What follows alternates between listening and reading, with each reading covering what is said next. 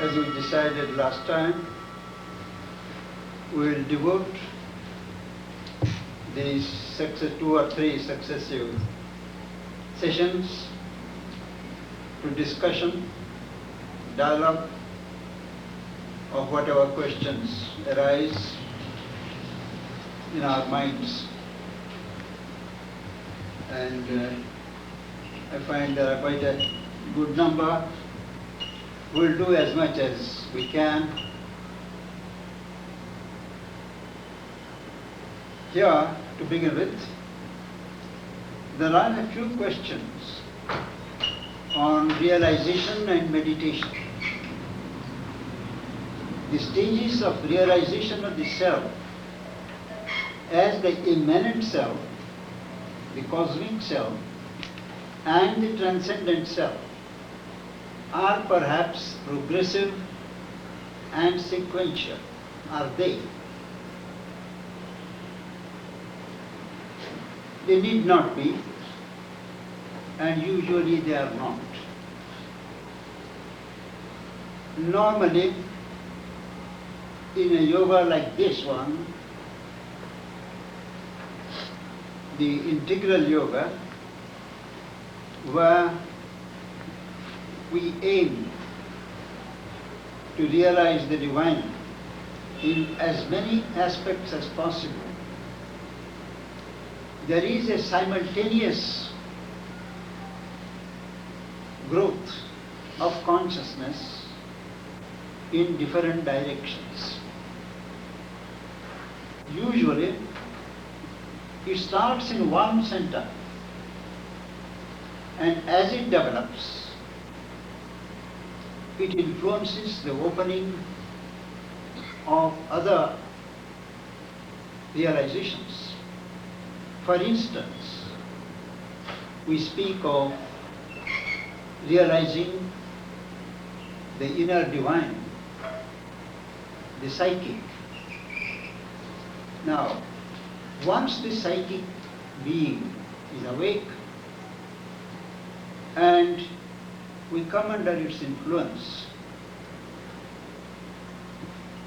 and we begin to psychicize our nature, to bring our nature in the influence of the psychic, it has certain effect on our relations with our fellow men, with the society around.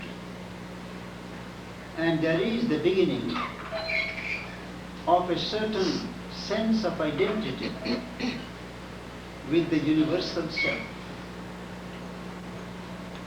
Both these openings, the psychic and the universal, pull at the transcendent. These do not go step by step. Even if you find yourself awake at the universal level, as things get stabilized, there is an inner awakening and an opening upwards. It is for sake of mental clarification and understanding that we analyze and say psychic realization, universal realization, transcendental realization, spiritual realization, and so on. But the whole consciousness being one, wherever you tap it, it has certain consequences in other points. So we can say that usually each one promotes the other, and at a certain stage they are simultaneous. Second, the mother speaks of bringing the psychic being to the front. This perhaps is a necessary prelude to realization, but does not correspond to any of the stages of realization referred to above, means the three. It does. When we speak of realizing the immanent self, the self of the divine which indwells, which dwells in each form, we touch the sight. In each individual, the immanent self is first expressed on the outer, on the relatively surface levels as the psychic. It is through the psychic that you touch the self. So the psychic, you can say, is usually a prelude to the realization of the immanent self.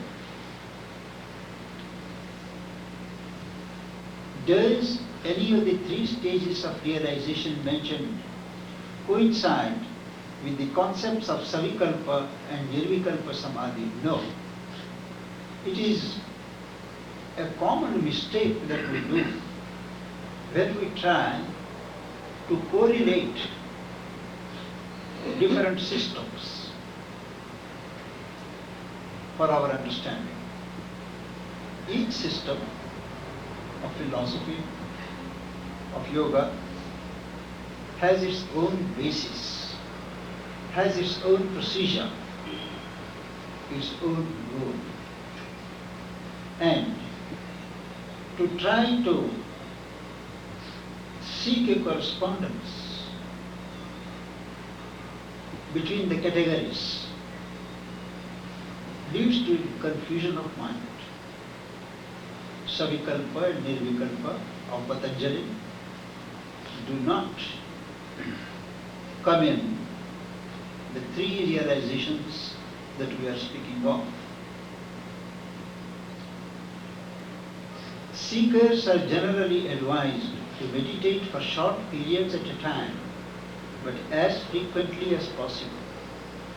Frequent short periods of meditation may help in building up an undercurrent of calm and tranquility, but may not suffice to reach the stage of self-absorption, because usually it takes some time for the thought currents of the mind to subside sufficiently to attain a state of quietude, which is really the beginning of meditation. At this point, if the meditation has to end, it cannot perhaps lead one very far towards realization. Is this not so? Now, the advice to meditate for brief periods, but more frequently, is usually given to beginners. Beginners, because after a while, things tend to become mechanical. One either sleeps or revolves in the mental thought movements. That is why you try a halt, say about 15 minutes or 20 minutes after you start the meditation. But these are meant in the earlier stages. It is understood that once things get stabilized, then you let yourself go to the movement it is on. The moment captures you when you are ready, when there is no disturbance in the being system. The meditative movement may capture, and you can't get up. At that time you shall not say that my time is 15 minutes and I have to get up. You shall not interfere. You have to allow yourself to be possessed and let the moment work itself. And naturally, It is these longer periods that succeed the stage of shorter periods that have a decisive influence in leading to the goal. Is realization possible without spiritual experience such as visions, sounds, fragrances, etc.? A very good question, because it is possible. Spiritual realization is not measured in terms of these visions, sounds and fragrances. Visions, sounds and fragrances only testify to the opening of the subtler senses, subtler sight, subtler hearing, subtler smell, and they need not be spiritual.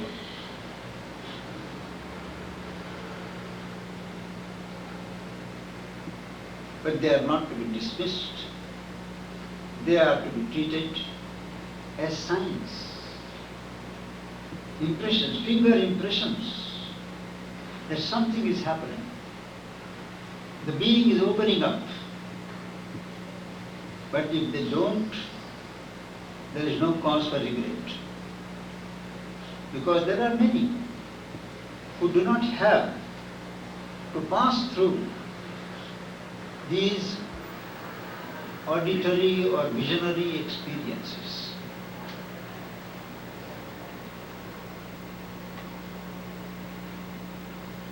It is wrong to think that one is not making a spiritual progress if one does not have visions or sounds or fragrances.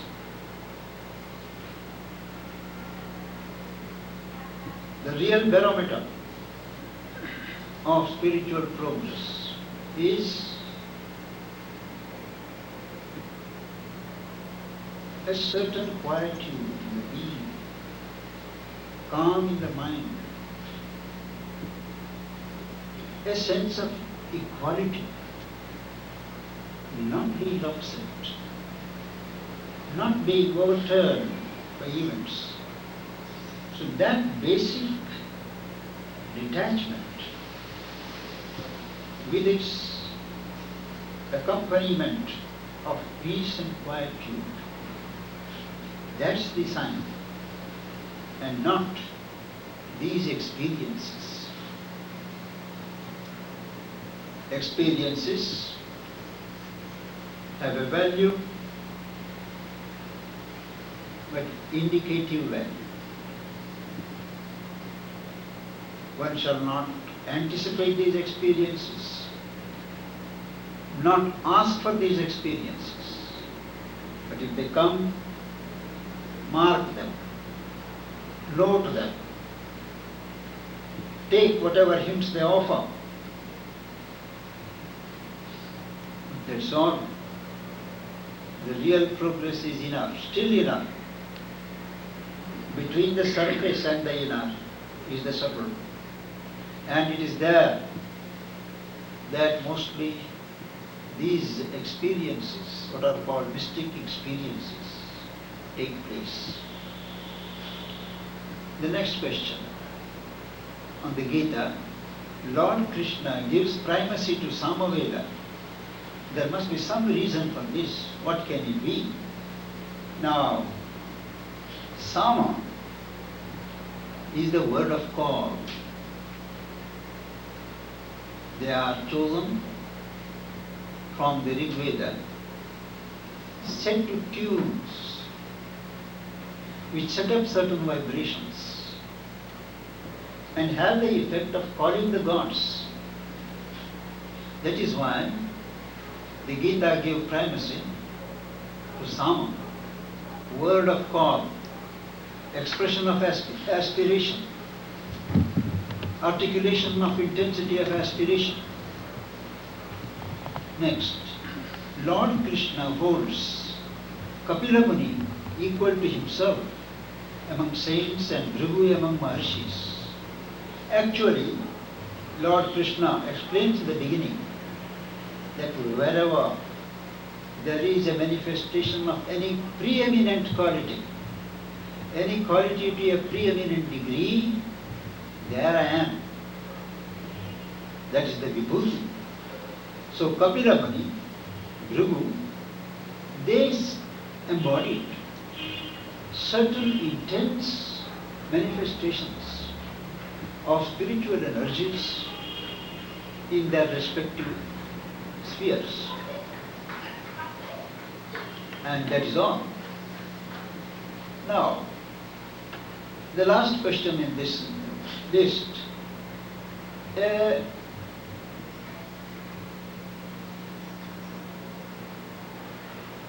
understandable question. The questioner is intrigued why certain spiritual guides or preceptors give material presents to their followers or seekers who come to them. According to them, the communication, the transmission must be inner. You transmit your blessings or benedictions in a spiritual way. Why do you load that devotee with material objects and instead of helping him to get detached, encourage him to get attached? Well, I have something to say authentically on this subject.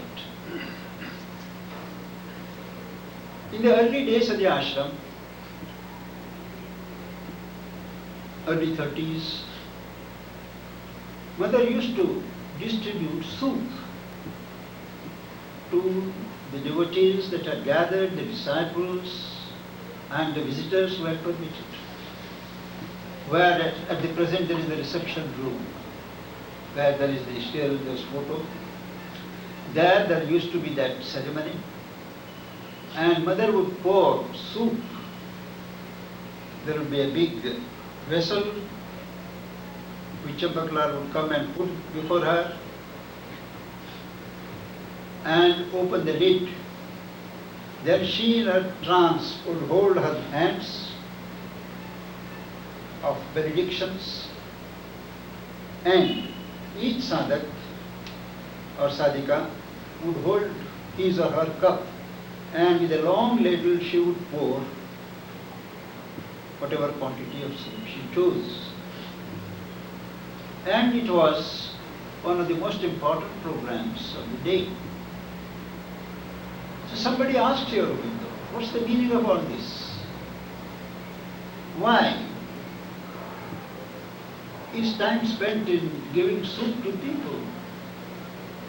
Dining room can do that. Sri Aurobindo explains, it is an interchange of material consciousness. There is always an interchange at a spiritual level. There is an interchange at the mental level. You read their books, you follow their teachings. But at a material level, particularly which is relevant in a yoga of transformation of this kind, the physical has to be touched. The physical has to be acted upon. And these physical objects, they are chosen to be carriers of spiritual energy to impinge upon the physical body, physical senses, the physical. That is also why Mother said more than once,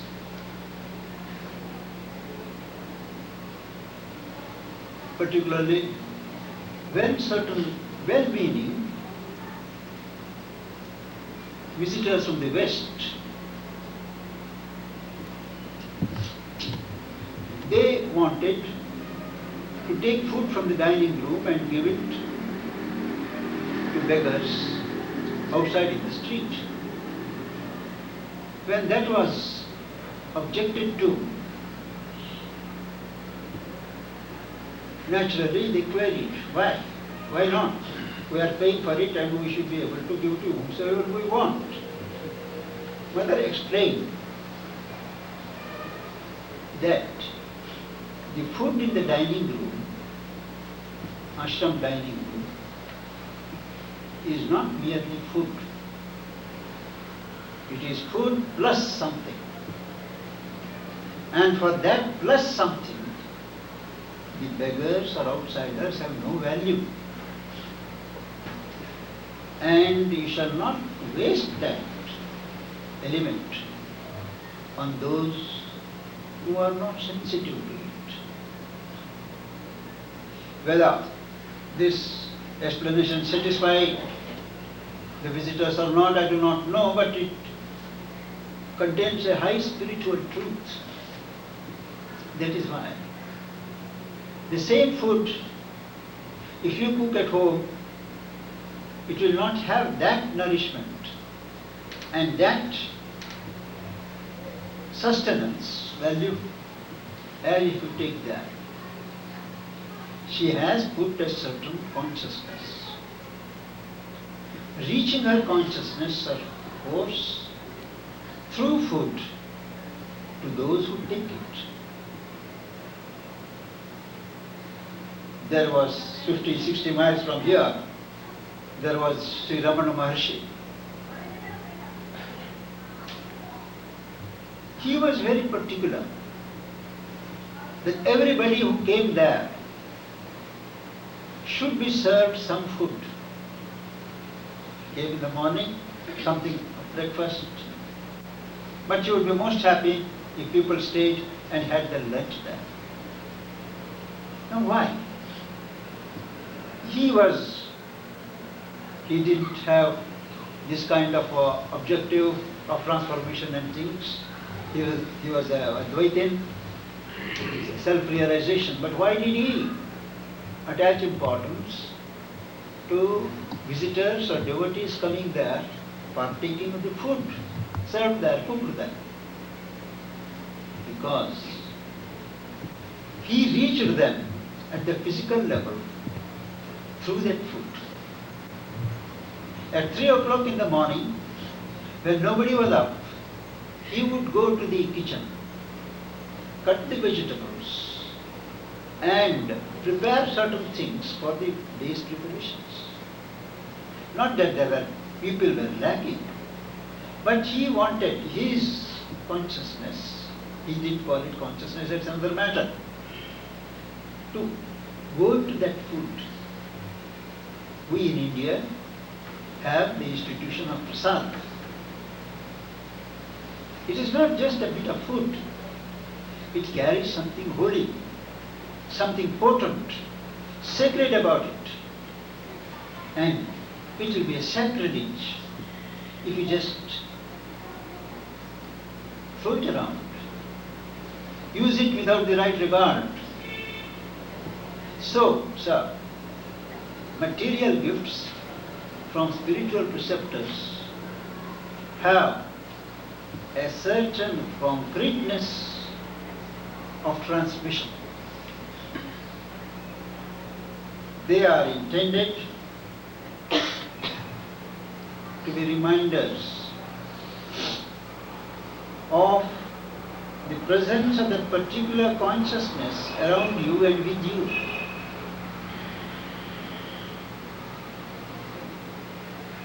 That is why what is given in spiritual centers, what is normally given after worship in temples and other places, holy places, they carry something else. And they have their own relevance in spiritual life. Another question, why isn't there justice for the truth?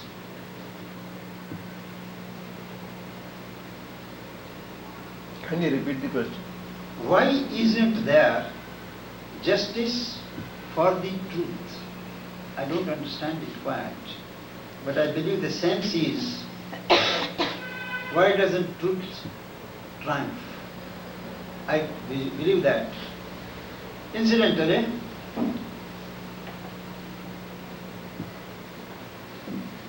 once when somebody complained in the ashram about a certain turn of events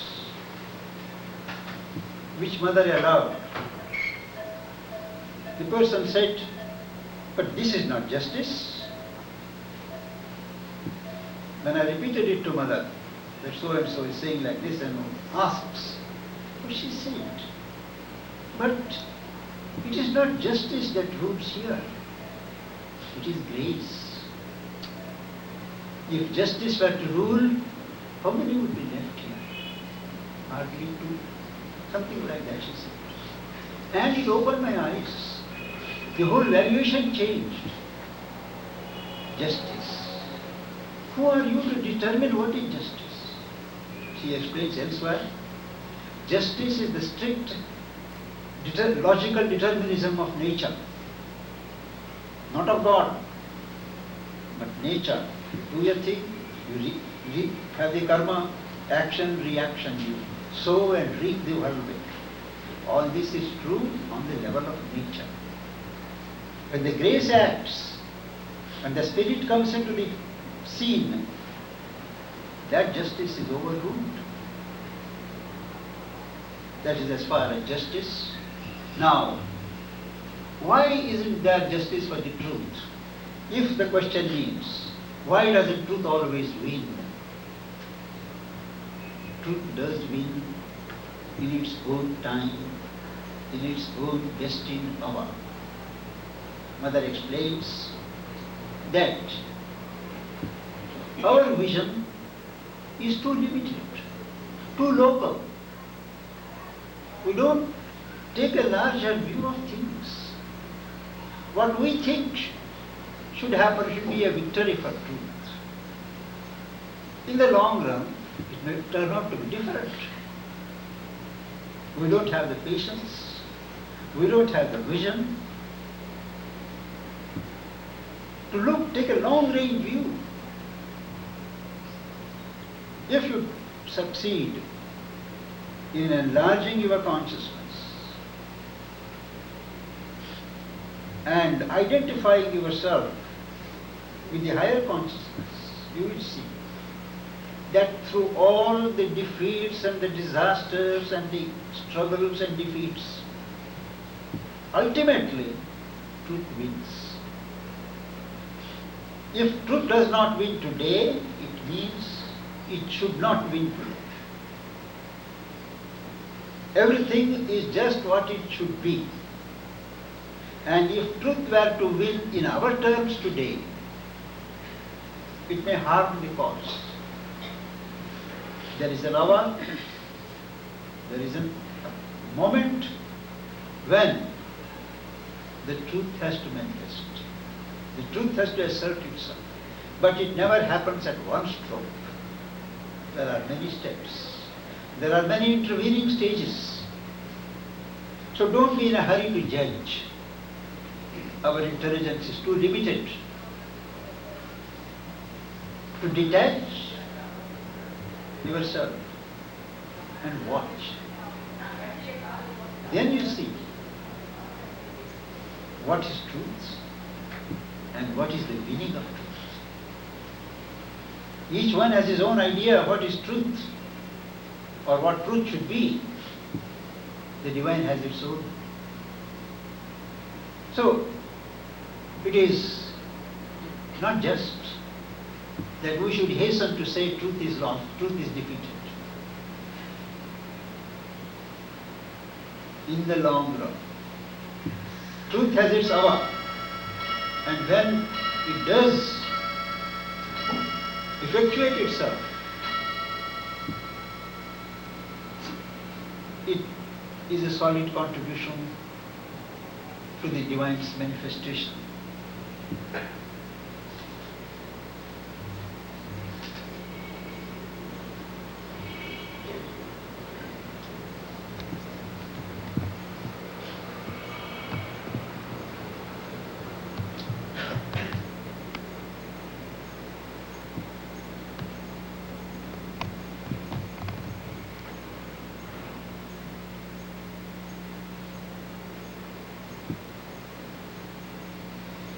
Very topical question.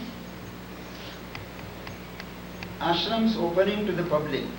Tourist buses are continuously unloading their contents in front of the ashram gates, filling its grounds, not always with very best.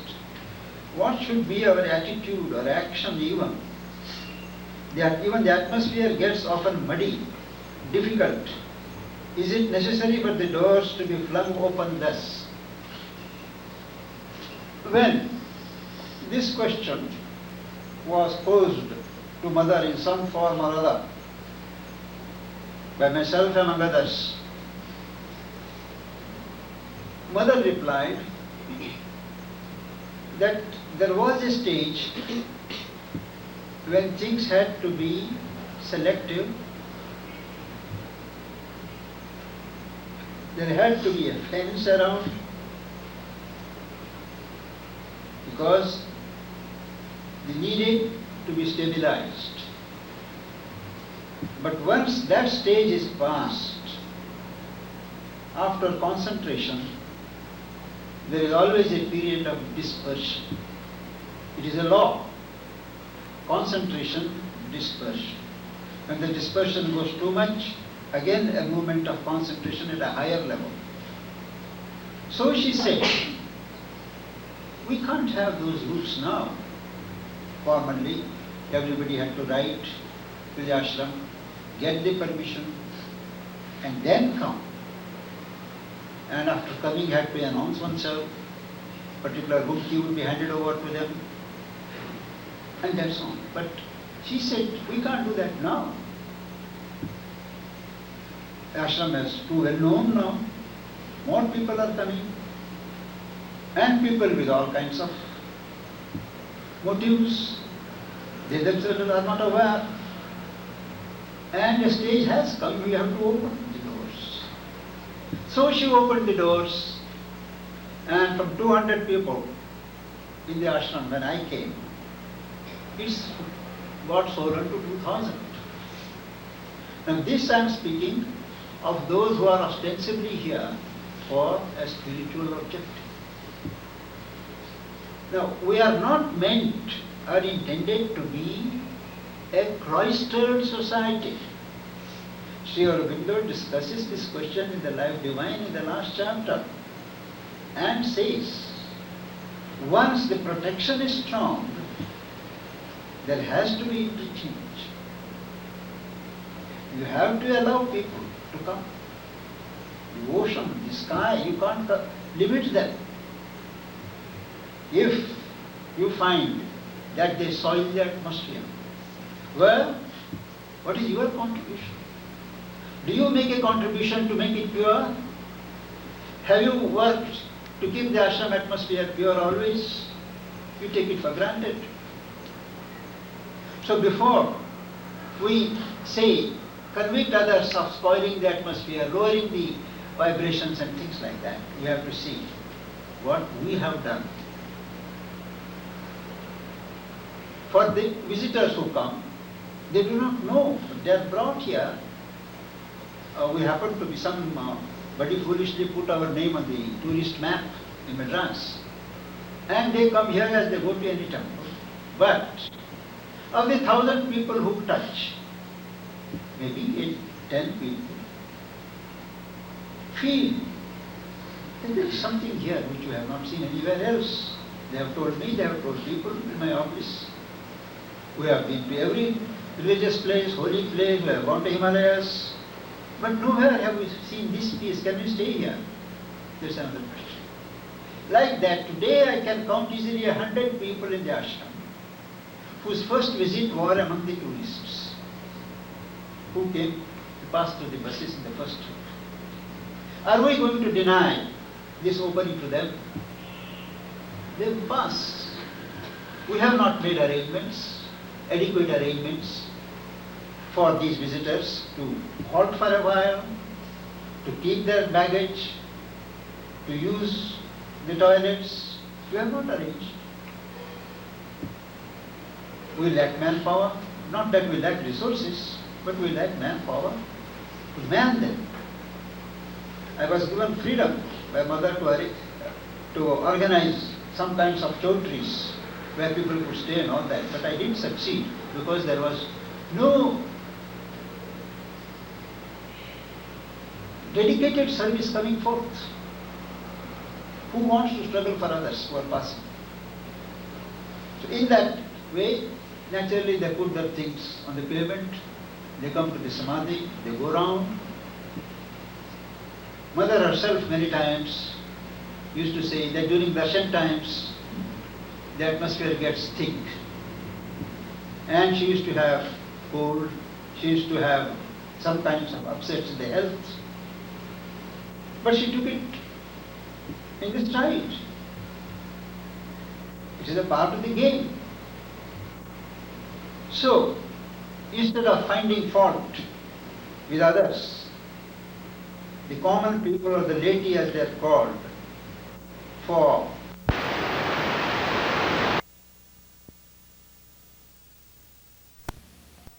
with others, the common people or the laity as they are called, for diluting the atmosphere, thickening the atmosphere, we should concentrate on contributing something positive to the atmosphere. And a collective effort like this can withstand all these takings from outside. You and I have a responsibility in this matter. It is a thing which you can't prevent. And it is going to be much more because of that attraction. For the spiritual force that is active at the samadhi, with all our imperfections, with all our dilutions from inside, that is unimpaired. And that always strikes people elsewhere. And those who are ready, those who are on the border of awakening, they find themselves here, they are cornered. We never know, we judge by appearances. It is to these people that Mother Ishur had given a message that